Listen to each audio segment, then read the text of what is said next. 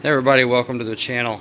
So this is going to be a video to show what's to come in the future for this Camaro. As everybody knows, I bought the 2010 Camaro SS that shut down I-94 doing donuts. The old owner's name I will not put out here, but it is public record. Anybody wants to look it up. But for those who don't remember it, there'll be a clip right here. We on 94 with it, baby!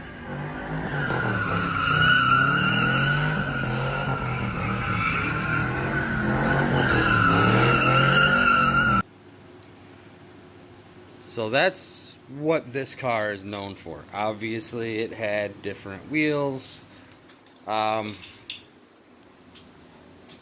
Basically, the history on this car, I've explained it in another video. This car used to be wrapped storm gray. After removing the wrap, I did not like the condition of the paint. It was not in very good condition. As you guys can tell, the car's probably went through some changes. This is not the front bumper cover that was on it. That is a different bumper cover.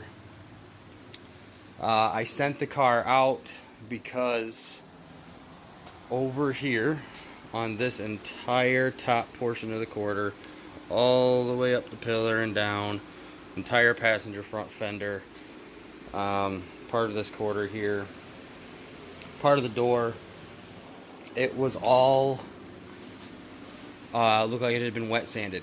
It was dull. So I sent the car out and had a full paint correction done front to back. While the car was having its paint correction done, this ZL1 bumper, I painted it. This is like the third time I've painted this front bumper. The first time it came out absolutely perfect, and then I clipped the back of my Ford Excursion with this part of the bumper here. Repainted it a second time. It had a reaction up on top. I had to strip it back down and paint it again. Figures, right? It's still, I still have to let it dry a little bit before I can wet sand and buff it. I painted this spoiler. The spoiler was painted once. Came out phenomenal.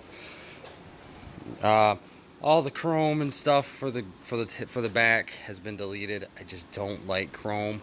I have the emblem to go right here, but I'm gonna put a black piece of vinyl along the back here, and then I'm gonna put the Chevy logo back in. I have painted the door handles. I removed the mirrors, painted the mirrors. I promise you guys, this car does not look two-toned like it does now with the mirrors and everything in person. Everything is a pretty darn good match in person. I don't know why it's coming up two-tone like that on camera. But I've also painted the inside of the car, the steering wheel, the steering wheel, the shifter bezel with all the gauges there, and the gauge cluster surrounding and bezel there. Just to do a couple little custom touches, make the car my own. I think what I'm going to do next is all this silver in here. I've got another set of door panels and another set of this trim up here on the way. I'm going to remove this, paint it the same color as the car. I'm going to keep that strip here, they light up teal. I'm going to be changing that to where it lights up red, and it's going to follow all the way through the dash like it should have been from the factory. But enough talking about the history of this car. Let's talk about what I'm going to do to the car. So right now it's all stock except for a cold air intake and an exhaust system. The car needs motor mounts, something fierce. It is, I mean, when you jump on it, you can literally feel this entire engine just hop up and drop back down. So that needs to be taken care of. And this is how we're going to take care of that.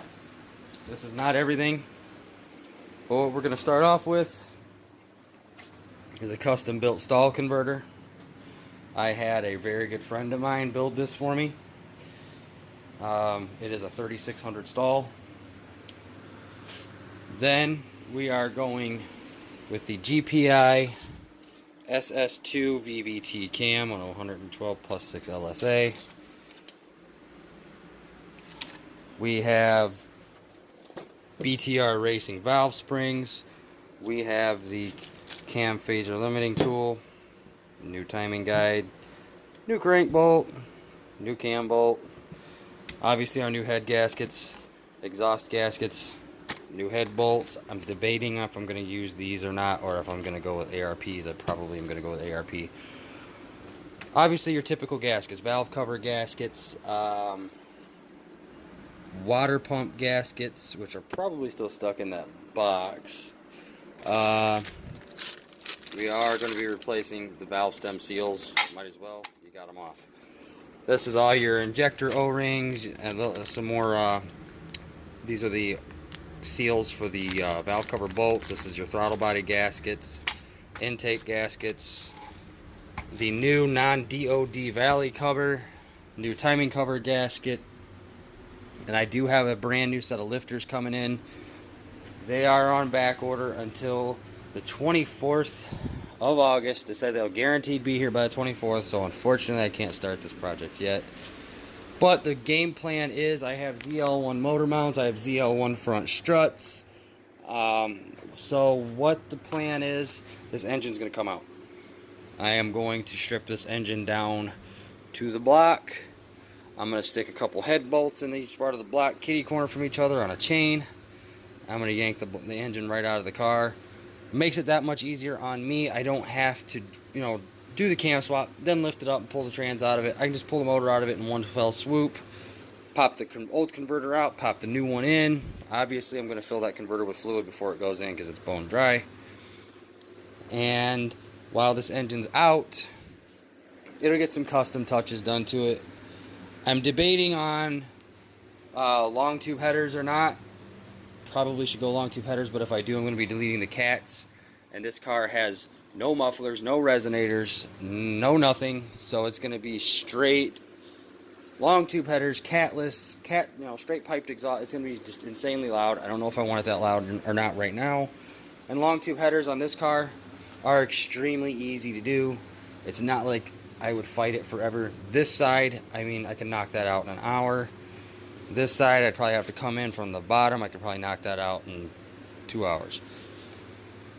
So, and plus, while this engine's out, I'm gonna strip this entire engine bay of all of its wiring, and this whole engine bay is going to be professionally painted black. As you can tell, it's got black here on the strut towers. All this stuff here is superficial. This will still be getting painted black. But what I'm going to do here is all this is going to get stripped off with probably some acetone or something like that. I am probably going to be getting a new hood for it as well. Probably something ZL1 related. Just something better than this, flat hood. Plus this hood's got some imperfections in it. It's got some chips there. It's got a bad cluster of paint coming off there from the wrap. Basically what I have invested in this cam swap kit, I got it from GPI.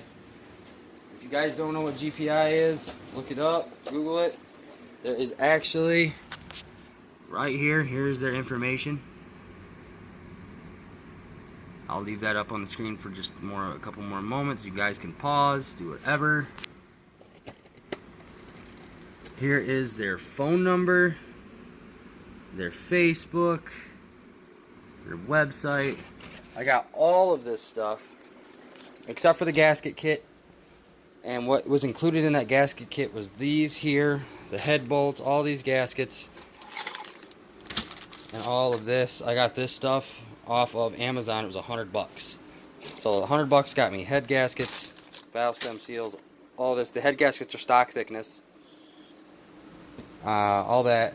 This stuff here from GPI was about $960 shipped to the door. Included the cam, the springs, the gaskets, the valley cover. So it's a pretty good deal there. It got, all the bolts related. I actually also have my valve spring tool. I have to assemble it. My torque converter, a very good friend of mine built this for me. It was $175.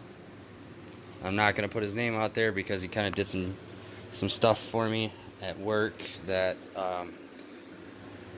He basically said it was a stock build, and it wasn't. So we're gonna go. I'm just gonna leave it there. But I gotta thank him for that. He helped with the budget, because that was a $979 converter, and he got it for me. You know, he came in with the save, man, and hooked me up. So I'm gonna owe him a huge favor for that. So, like I said, this car's gonna get a couple more custom touches under the hood. I don't know if I'm gonna paint anything under the hood the same color as the car. I might not. Depends if I get froggy and want to do something. But as you can see, under the hood of this thing, it's extremely clean. It's got 93,000 miles on it. It's had 5 owners. The last 3 owners, I think, switched, or 4 owners switched within the last 2 years. The first owner owned it for like 9 years, and it was brand new. This thing was ordered in September of 09, and they had it in 09. So the last 4 owners just kind of got it, didn't like it or something, got rid of it. Obviously, you know what the very last owner did with the car. And if you don't, Google I-94 Camaro. You will see what this thing has going on. You'll find it. But so what I'll do next is I'll have I'll do a startup video real quick of it, and so that'll be in this video. Maybe not. Maybe I'll leave it for the next video. But this is the update. I figured we'd get away from the Charger stuff for a bit and focus on something else. I know I got some diehard Charger fans, but it's I think we're gonna switch gears a little bit for just a little while. So we'll get some cool stuff going here. There is gonna be dyno videos on this car. I know I said I was gonna have them on the Charger. I kind of ran into some issues lately with the Charger that I got to get repaired before it can go on a dyno. Car's running beautiful. I just want to make sure it can make an hour plus drive to my dyno session, and have time to cool off, or be cool enough when it gets there to make a couple passes and actually get the best numbers out of it possible. So, alright guys, I'm going to end this here. If you haven't already, go down, hit that like button, hit the subscribe button. We're going to be doing some cool stuff. You know, I've got some Magnaflow mufflers laying on the floor here, man. I just remembered. So maybe we will be doing long tubes on this and slap some Magnaflows underneath it or something. Maybe we'll do that. So, but like I said, you know, hit that like button, hit the subscribe button, share this. All the Camaro boys, all the Camaro guys, if you know this car, you're about to see it get transformed. See you later, guys.